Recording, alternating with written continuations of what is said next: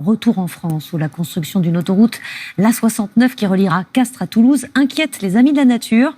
Alors que les travaux préparatoires ont débuté, les militants écologistes s'inquiètent de voir les cavités des arbres qui abritent les oiseaux bouchées sur tout le tracé de la route. Une enquête a été ouverte. L'œil du 20h est signé Charlotte Gillard et Laurent Desbois. Rejoindre Castres depuis Toulouse en moins d'une heure contre 1h15 aujourd'hui, c'est la promesse du projet de l'autoroute A69.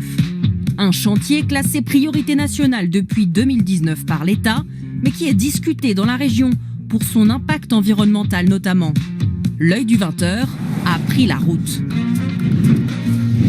Ce sont des images filmées par un collectif d'opposants au projet et qui suscitent la controverse depuis plusieurs jours. Sur ces arbres marqués à la peinture rouge, du géotextile, un plastique résistant, a été déposé à l'intérieur de cavités de troncs, là où des oiseaux et des chauves-souris sont susceptibles de trouver refuge. Donc ils vont être obligés de tomber tous ces arbres. Thomas Digard dit avoir vu les cordistes à l'œuvre et accuse le concessionnaire de l'autoroute d'avoir obstrué les nids pour préparer l'abattage. Concrètement, ils m'ont affirmé avoir une autorisation environnementale alors que c'est pas possible. La procédure d'enquête publique environnementale est en cours. Ils n'ont pas l'autorisation environnementale et encore moins la dérogation de destruction d'espèces protégées. Pour des concessionnaires qui s'engagent à être dans le respect de l'environnement, c'est quand même assez troublant. Une enquête pour dégradation de l'habitat d'une espèce animale protégée a été ouverte par le parquet de Castres. La société d'autoroute assure de son côté que les arbres étaient inhabités et qu'il s'agissait d'une mesure de précaution avant abattage. Mais cet incident ravive l'inquiétude de certains habitants. La nouvelle autoroute devrait être construite en parallèle de la nationale existante entre Toulouse et Castres, sur 53 km. Une 2x2 voies censée faire gagner 25 minutes aux automobilistes.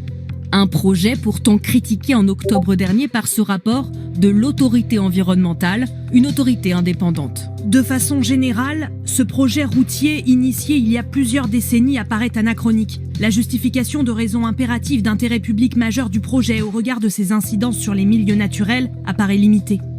Certains villages pourraient voir leur paysage transformé et des agriculteurs expropriés.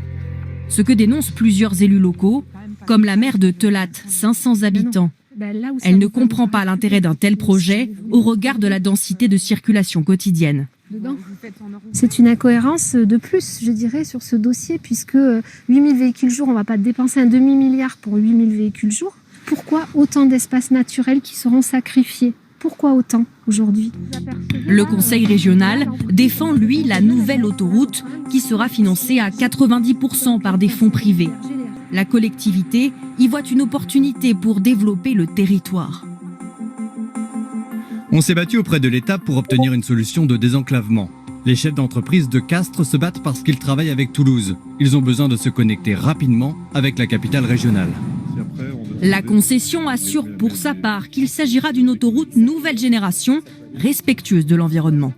Nous allons mettre en place véritablement tous les outils pour que cette autoroute soit à terme et assez rapidement décarbonée. C'est-à-dire que vous ayez la possibilité pour des véhicules électriques de se recharger sur les aires de repos, que vous ayez des aires de covoiturage qui soient réalisées. Il y a quelques minutes, la commission d'enquête publique vient de rendre un avis favorable sur les demandes d'autorisation environnementale. Cela pourrait lancer le début des travaux.